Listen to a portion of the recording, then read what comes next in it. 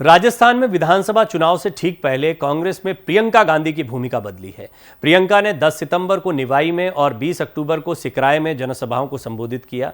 अब वो 25 अक्टूबर को झुंझुनू में पूर्व केंद्रीय मंत्री शीशराम ओला की प्रतिमा का अनावरण कर सभा को संबोधित करेंगी। भूमिका बदलने के पीछे एक तर्क ये भी दिया जा रहा है कि पिछले एक वर्ष में कांग्रेस ने जिन दो राज्यों हिमाचल प्रदेश और कर्नाटक में भाजपा से छीनकर सत्ता हासिल करने में कामयाबी हासिल की है, वहां पर प्रियंका की खास भूमिका रही है। हिमाचल प्रदेश में तो भारत जोड़ो यात्रा में व्यस्त होने के कारण राहुल गांधी जा ही नहीं पाए थे। ऐसे में पूरा प्रचार प्रियंका गांधी ने ही संभाला था। कर्नाटक में भी प्रियंका ही कांग्रेस की सबसे बड़ी स्टार कैंपेनर थी।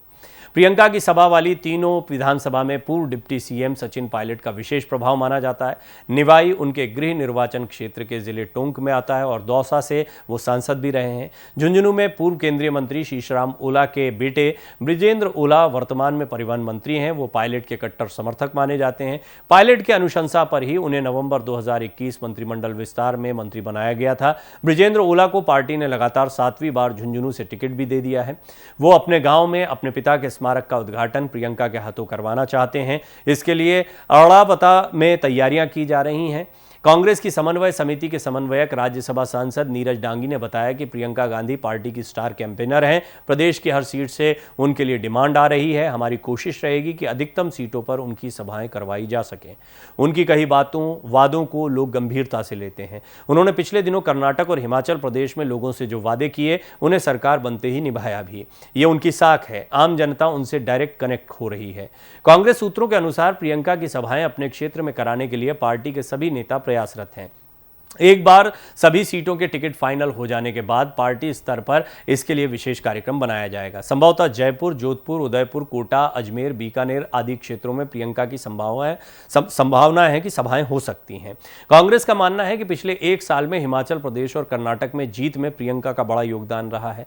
हिमाचल प्रदेश में चुनाव के समय राहुल गांधी नहीं जा पाए थे क्योंकि वो भारत जोड़ो यात्रा में व्यस्त थे।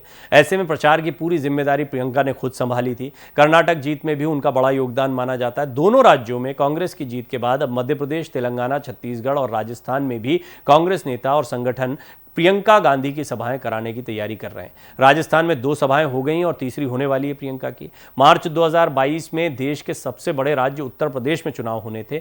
वहां की कमान सीधे तौर पर प्रियंका के हाथों में थी। उस समय पर प्रियंका ने तब फरवरी 2022 में एक सभा में वादा किया था कि अगर कांग्रेस सरकार बनेगी तो सरकारी कर्मचारियों के लिए ओल्ड पेंशन स्कीम लागू की जाएगी। उनके बाद इस वादे को उत्तर प्रदेश में समाजवादी पार्टी की ओर से पूर्व मुख्यमंत्री अखिलेश यादव ने भी दोहराया। उत्तर प्रदेश में तो कांग्रेस की सरकार नहीं बनी, लेकिन उन्हीं दिनों जब मार्च 2022 में राजस्थान में सीएम गहलोत ने बजट पेश किया तो उन्होंने ओपीएस लागू करने की घोषणा की। उनकी इस घोषणा को बाद में कांग्रेस ने छत्तीसगढ़, कर्नाटक और हिमाचल प्रदेश में लागू भी किया। अब कांग्रेस ने मध्य प्रदेश में भी ओपीएस लागू करने का वादा किया है।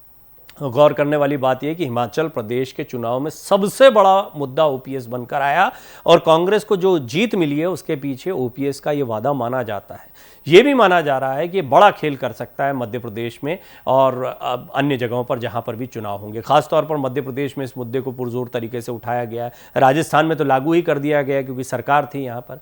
कर्नाटक चुनाव के दौरान प्रियंका गांधी ने एक सभा में वादा किया कि कांग्रेस सरकार बनने पर सभी गृहिणियों को 2000 रुपये प्रति माह की सहायता राशि दी जाएगी। सरकार बनने पर वहां ये राशि दी जानी शुरू हो गई है। अब यही वादा कांग्रेस ने मध्य प्रदेश में भी किया। मध्य प्रदेश में भाजपा सरकार ने इसकी काट में पहले ही लाडली बहना योजना शुरू कर प्रत्येक महिला को 1500 रुपये प्रति माह की सहायता राशि देनी शुरू कर दी है। युवा और महिला मतदाताओं के बीच प्रियंका को लेकर आकर्षण एक और बड़ा कारण है, जिसके चलते कांग्रेस चाहती है कि राजस्थान में विभिन्न स्थानों पर सभाएं कर मतदाताओं को वो जोड़ें। कांग्रेस विभिन्न महिला संगठनों और सामाजिक संगठनों को प्रियंका की सभाओं में बुलाने समेत उनसे जुड़ी महिलाओं की उनसे मुलाकात कराने की योजना भी बना रही है। राजस्थान में करीब 5 करोड़ 26 लाख मतदाता हैं, जिनमें से 2 करोड़ 21 लाख महिलाएं हैं। ऐसे में कांग्रेस इस मतदाता समूह को किसी भी तरह से अपने पक्ष में लाने के प्रयास में जुटी है। सचिन पायलट ने इसी वर्ष अपनी ही सरकार के खिलाफ अनशन किया था और आरपीएससी से जयपुर के बीच जनसंघर्ष यात्रा निकाली थी। उन्होंने कई सभाएं भी की थी जहां उन्होंने पेपर लीक जैसे मामलों पर कांग्रेस सरकार को कटघरे में खड़ा कर दिया था। तब प्रियंका गांधी ने ही सचिन पायलट को कांग्रेस के पक्ष में समझाने और उन्हें पार्टी के साथ जोड़े रखने में महत्वपूर्ण भूमिका निभाई थी। इसके बाद न केवल सचिन पायलट को कांग्रेस की शीर्ष संस्था कांग्रेस वर्किंग कमेटी में सदस्य बनाया गया, बल्कि अब तक घोषित टिकटों में उनके किसी भी समर्थक का टिकट नहीं काटा गया है।